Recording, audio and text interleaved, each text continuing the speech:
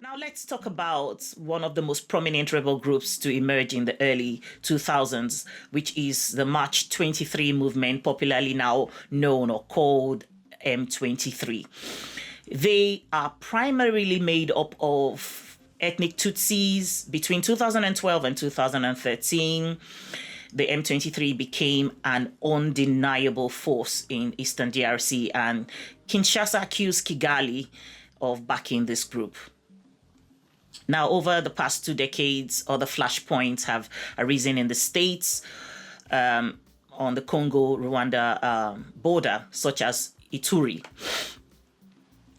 Most often involving ethnic militants groups with contestations going back to the Congo Wars. And of course, in the 21st century, brought one more complication to the peace effort in the Democratic Republic of Congo, which is the proliferation of mining operations.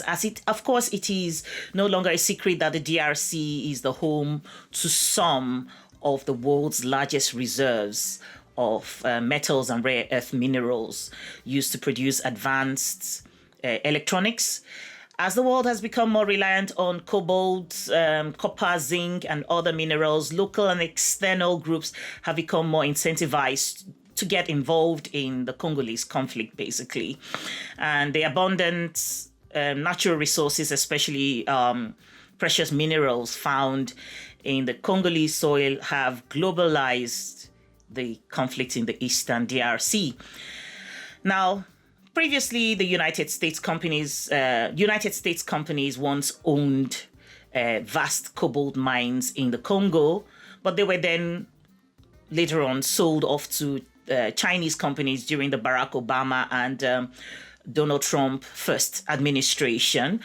Chinese companies connected to Beijing now control the majority of foreign-owned cobalt, uranium, copper mines in the DRC.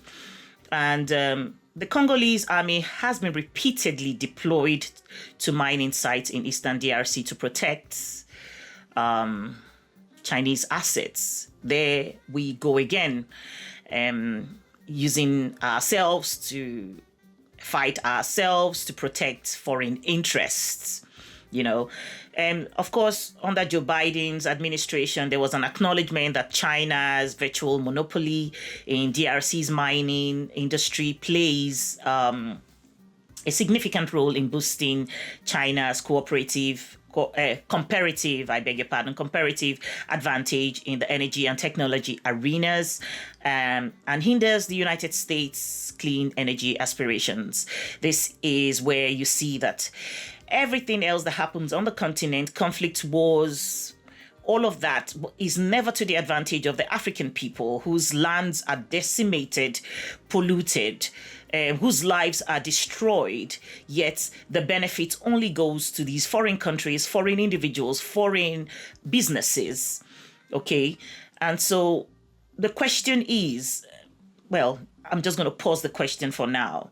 Now, China is involved in Congo's internal conflict as well as its economy. And of course, we already understand that the modus operandi with China as a country involved in African countries, it's a little bit tweaked and different from how the Western nations used to interact with African countries, i.e. China will, of course, take our natural resources and in return will build infrastructures. This is the way they operate. And but who's to say how Africa really does benefit? How is it measured of how much natural resources are taken from the ground, and what they are given back in return is commensurating with what is taken out from the soil of Africa? And so, of course, the the internal conflicts that is China is definitely involved in the conflict and the economy. The Congolese government is fighting the M23 rebels with the help of Chinese drones and weaponry. And of course, the deal China negotiated with the Congolese leadership, especially during Joseph Kabila's regime, have helped Chinese firms secure unprecedented access to metals that allow them to mass produce electronics and clean energy technologies, to which, of course, again, I will say that Africa is the least to benefit from all of the final products that is produced from the natural resources taken away from her land. Because how many Africans can afford these telephones and mobile phones, the technologies that is the final product of the natural resources that is taken away from the DRC, so to speak. Now, in recent developments, currently the DRC again in 2025, as we speak, is embroiled in an ongoing political confrontation with Rwanda.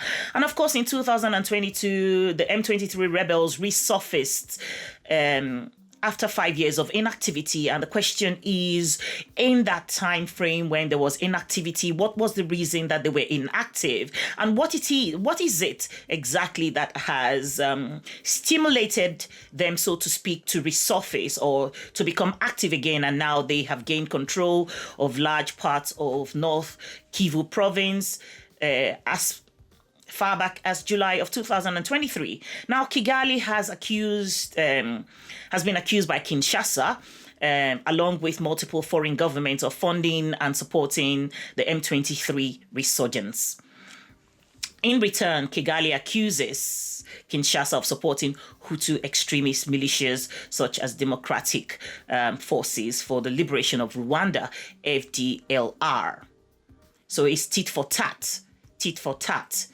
You can see how Europe is desperately fighting to make sure that a war doesn't occur in their backyard, in their neighborhood, even though, of course, it's something that can be argued that they orchestrated. But they're fighting so much to have it contained, because there is no prosperity, no progress can ever be achieved in the place where conflict is the order of the day, that war constantly is breaking out just before, as it ends, another episode begins on the African continent as we've known it to be, especially in the DRC in this regard. Now, Rwanda maintains a significant military presence in eastern DRC, and along with the country's shared border, Rwanda and Uganda have financial stakes in Congolese mines, though not always legitimate. You know, the flip side of it is the fact that not only foreign countries outside of the African continent getting involved and taking advantage of the situation in the DRC, is also the fact that neighboring countries, brothers on the African continent, are taking advantage of it. But of course, we know, in the light of the recent expose from the congressman in the United States Congress, Perry, revealing that USAID was used as a conduit to support and to foment terrorism in Africa.